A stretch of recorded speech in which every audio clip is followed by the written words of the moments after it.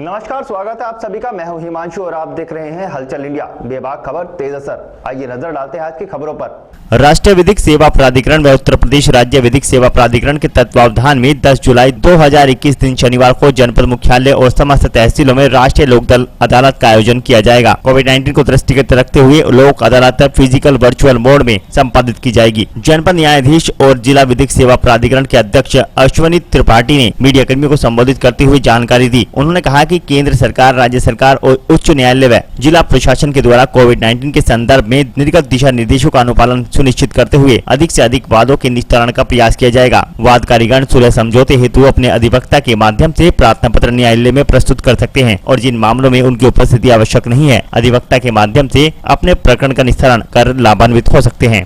माननीय उत्तर प्रदेश राज्य विधिक सेवा प्राधिकरण द्वारा राष्ट्रीय लोक अदालत का आयोजन 10 जुलाई 2021 यानी इस जो शनिवार आने वाले शनिवार को समस्त भारतवर्ष में उत्तर प्रदेश में सभी जनपदों में किया जा रहा है।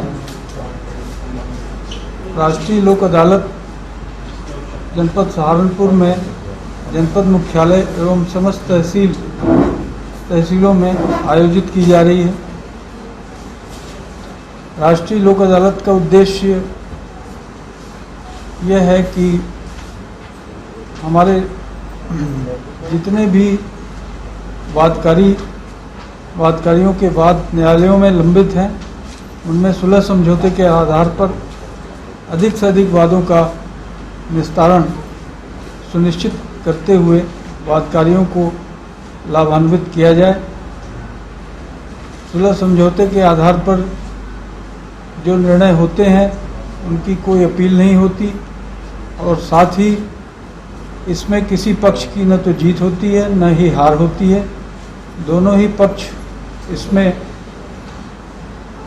संतुष्टि का अनुभव करते हैं एवं उनके बाद निस्तारण होने के उपरांत हमारे न्यायपालिका एवं अन्य जो राजस्व न्यायालय और भी न्यायालय जो हैं, सभी में लंबित वादों में काफ़ी कमी आती है, जिससे वादों का बोझ भी विभिन्न न्यायालयों पे कम हो जाता है और आवश्यक प्रकृति के वाद ही न्यायालयों में रह जाते हैं। तो न्याय की दृष्टि से लोक अदालत का यह उद्देश्य सभी के हित में है, वादकारियों के हित में है, हमारी न्यायपालिका के भी हित में है। और मैं जनपद सहारनपुर के सभी वादकारीगण से अपील करूंगा कि आगामी लोक अदालत 10 जुलाई को अपने ऐसे वाद जिनमें सुलह समझौते के आधार पर वादों का निस्तारण हो सकता है, उसका अधिक से अधिक संख्या में वादों को निस्तारित कराएं। इसमें वादों की कैटेगरी जो है वो कई प्रकार की हैं। जैसे आपराधिक मामले हैं, उनमें लघु प्रकार के जो चालानी वाद हैं उनका निस्तारण हो सकता है। जो शमनी वाद हैं उनका निस्तारण हो सकता है। सिविल मामलों में उत्तराधिकार के वादों का निस्तारण हो सकता है। और फैमिली कोर्ट के जो मैटर्स हैं उनमें तलाक को छोड़ के बाकी मामलों में सुलह समझौते के आधार पर निस्तारण हो सकता है। इसके अलावा श्रम न्यायालय में मोटर दुर्घटना प्रतिकर वाद, जो मोटर दुर्घटना प्रतिकर न्यायाधिकरण में लंबित हैं, उनका निस्तारण पक्षकारों की सहमति से, आपसी सहमति से किया जा सकता है। इसके अलावा जो राजस्व वाद हैं, हमारे कलेक्ट्रेट में हमारे जो जिलाधिकारी उप जिलाधिकारी के स्तर पर नियत है, उन सभी वादों में भी सुलह समझौते के आधार पर निस्तारण हो सकता है। इसके अलावा जो लिटिगेशन से पहले की स्थिति है, प्री लिटिगेशन, जैसे बैंक की रिकवरी के मामले हैं और जलकर की कोई रिकवरी है, टेलीफोन बिल की कोई रिकवरी, उस संबंध में अगर कोई नोटिस जारी हुई है तो उसको भी उपस्थित होकर प्री लिटिगेशन वाद के रूप में उसका निस्तारण किया जा सकता है। मेरी सबसे यही अपील है सभी वादकारीगणों से कि वो इसमें इसको सफल बनाएं। दूसरी इसमें एक बात यह है कि इस समय कोविड-19 महामारी के कारण अधिक संख्या में लोगों का एक जगह एकत्रित होना शासन की गाइडलाइंस के अनुरूप नहीं है। तो ऐसी स्थिति में माननीय राज्य विधिक सेवा प्राधिकरण द्वारा कुछ स्टैंडर्ड ऑपरेटिंग प्रोसीजर बनाए गए हैं न्यायालय में कार्य हेतु इस लोक अदालत के संदर्भ में। तो उसमें वादकारीगण अपने सुलह समझौते अपने अधिवक्ता के माध्यम से अपना मोबाइल नंबर, व्हाट्सएप नंबर देते हुए न्यायालय में प्रस्तुत कर सकते हैं। न्यायालय उन मोबाइल नंबरों, व्हाट्सएप नंबरों से उनकी सहमति वीडियो कॉल के थ्रू या व्हाट्सएप मैसेज के थ्रू ले सकती हैं और उसका सत्यापन कर सकती हैं। यदि किसी मामले में पाया जाता है कि किसी पक्षकार की उपस्थिति आवश्यक है न्यायालय में, तो वो तिथि नियत करके उस नियत तिथि को पक्षकार को उपस्थित होने का भी निर्देश संबंधित न्यायालय दे सकती है। तो ऐसी स्थिति में वो पक्षकार न्यायालय में उपस्थित होकर अपना सत्यापन कर सकता है सुलहनामे का। जहाँ तक सत्यापन है तो सभी पक्षकारों को उपस्थित होना, इस संबंध में मैं स्पष्ट करना चाहूँगा कि ऐसा नहीं है कि सभी पक्षकारों को उपस्थित होना है। न्यायालय उनसे वीडियो कॉल करके व्हाट्सएप मैसेज के माध्यम से भी उनकी सहमति ले सकती हैं और सुलहनामे को तस्दीक कर सकती हैं। तो ये हमारी एसओपी है शासन की गाइडलाइंस के अनुरूप। और कचहरी में उस दिन जितने भी लोग आएँ उनसे ये अपील है कि वो मास्क लगाकर शारीरिक दूरी का पालन करते हुए और पास के माध्यम से ही न्यायालय में प्रवेश करें। मैं आप सभी को बहुत बहुत धन्यवाद देता हूं कि आप लोग यहाँ आए और आप सभी से उम्मीद करता हूं कि आप इसका अधिक से अधिक प्रचार प्रसार करें, जिससे कि जनपद के दूर दराज और विभिन्न ग्रामीण अंचलों में भी जो वादकारीगण हैं उनको भी इसका लाभ, उनको भी सूचना मिल सके और वो इसका राष्ट्रीय लोक अदालत का लाभ ले सके। धन्यवाद।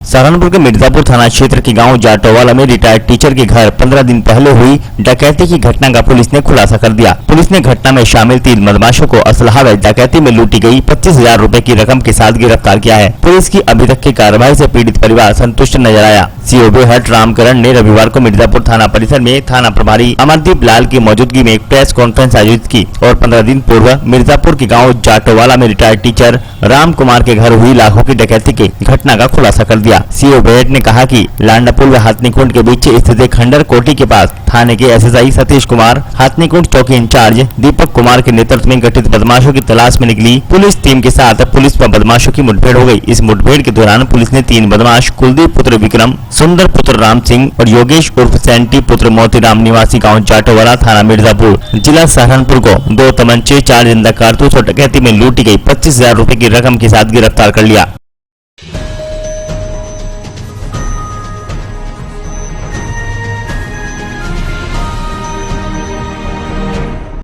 सहारनपुर के नागल ब्लॉक के गांव बसेड़ा में स्थित शीतला माता मंदिर में गांव व क्षेत्रवासियों ने 16 वर्षों के बाद शीतला माता की बड़ी पूजा का आयोजन किया। इस अवसर पर ग्राम प्रधान ने कहा कि हम प्रतिवर्ष गांव में क्षेत्र की सुख समृद्धि के लिए प्रत्येक वर्ष श्रद्धा के साथ मां शीतला माता की पूजा अर्चना करेंगे। इस अवसर पर समस्त ग्रामवासी क्षेत्रवासियों ने माता शीतला की पूजा अर्चना कर धर्म लाभ उठाया।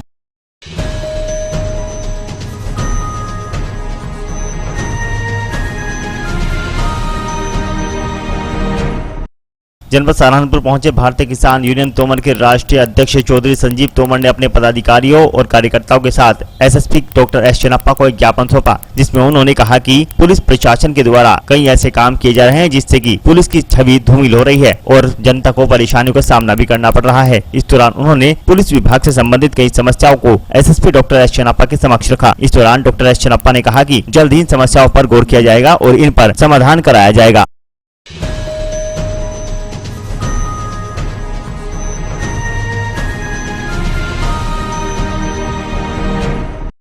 सहारनपुर के गंगोह में इंसाफ के लिए दर दर भटक रहे बेरहमी से मौत के घाट उतारे गए शादार उर्फ बादशाह के परिजन गंगोह पुलिस पर संगीन आरोप लगाते हुए कहा कि कोई भी आरोपी गिरफ्तार नहीं हुआ है। शादाब मर्डर केस के खुलासे को लेकर सहारनपुर एसएसपी से मिली शादाब के परिजन शादाब मर्डर केस के खुलासे को लेकर पुलिस लाइन पहुंचकर एसएसपी से परिजनों ने आरोपियों की गिरफ्तारी की मांग की। शादाब के पिता ने वरिष्ठ पुलिस अधीक्षक डॉक्टर एस चन्नप्पा के सामने अपना दर्द बयां करते हुए घटना के खुलासे की अपील की और कहा कि गंगोह पुलिस ने अभी तक इस संबंध में कोई कार्यवाही नहीं की है। उन्होंने कहा कि उनका एक ही बेटा था, उसके चले जाने से उसकी पूरी दुनिया उजड़ गई है। अब वह अपने पुत्रों के कातिलों को सजा दिलाना चाहता है। इस दौरान गंगोह कोतवाली प्रभारी भानु प्रताप सिंह से मुलाकात भी की है। शादाब के परिजन कोतवाली प्रभारी के ढुलमुल रवैये से नाखुश नजर आए। मृतक के चाचा का कहना है कि संदिग्धों की गिरफ्तारी करते हैं और छोड़ दिया जाता है। अब तक केस का कुछ भी नहीं पता है, इसलिए आज एसएसपी सहारनपुर से गुहार लगाई है।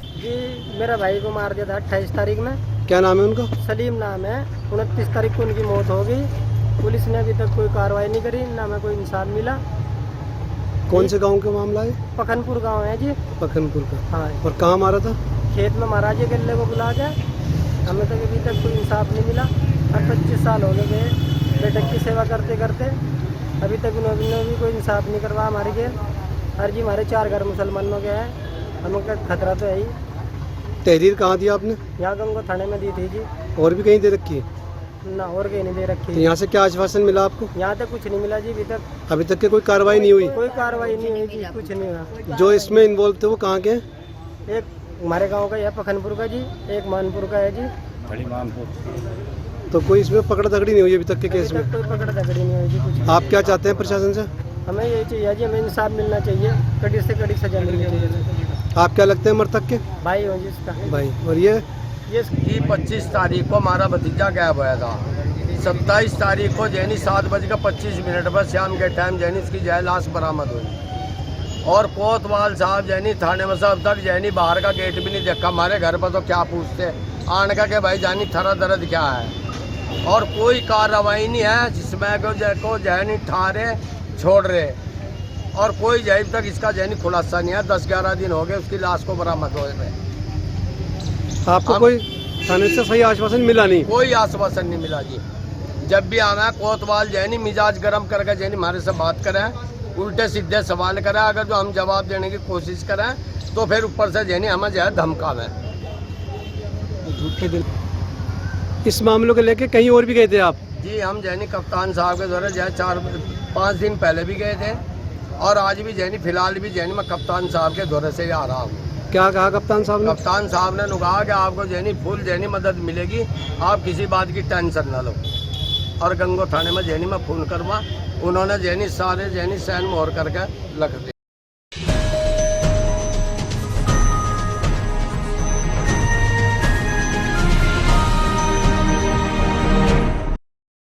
आज के बुलेटिन में इतना ही। कल फिर होंगे हाजिर कुछ नई और ताजा खबरों के साथ। देखते रहिए हलचल इंडिया, बेबाक खबर तेज असर।